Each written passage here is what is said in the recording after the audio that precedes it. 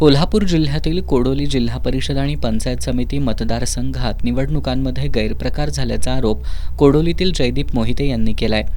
या प्रकरणी त्यांनी कोल्हापूर जिल्हा सत्र न्यायालयात आचारसंहितेचं उल्लंघन, बोगस मतदान, मतदारांवर प्रभाव टाकणं आणि प्रशासनानं तक्रारींकडे दुर्लक्ष केल्याबाबत एकूण 3 निवडणूक याचिका दाखल केल्यात। पत्रकार बैठकीत त्यांनी ही माहिती दिली। कोडोली पश्चिम पंचायत समिती मतदारसंघ हा अनुसूचित जातीसाठी आरक्षित होता। जनसुराज्य शक्ती पुरस्कृत विकास आघाडीचे विजयी उमेदवार मोहन शामराव चोपडे हे अनुसूचित जाती प्रवर्गाचे जरी असले तरी ते धर्मानं ख्रिश्चन असल्याचा मुद्दा जयदीप मोहिते यांनी उपस्थित केलाय।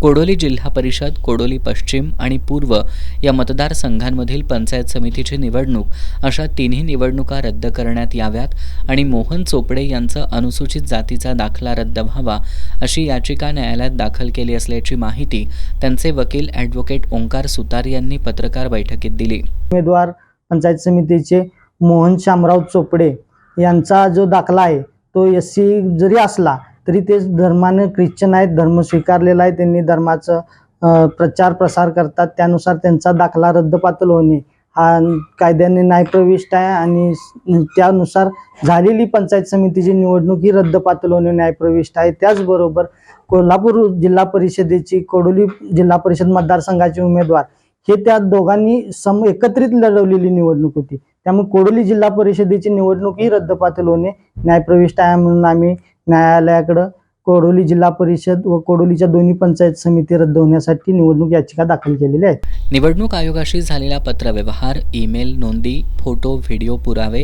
आणि पोलीस तक्रारी यासारखे पुरावे न्यायालयात सादर करण्यात आले असल्याचं यावेळी सांगण्यात आलं।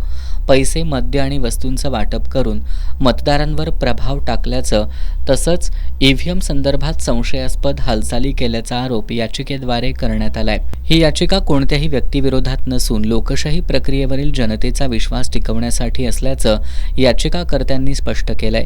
या पत्रकार बैठकीला ॲडव्होकेट तेजस्विनी सुतार, आदिक जाधव, रामचंद्र आष्टेकर उपस्थित होते।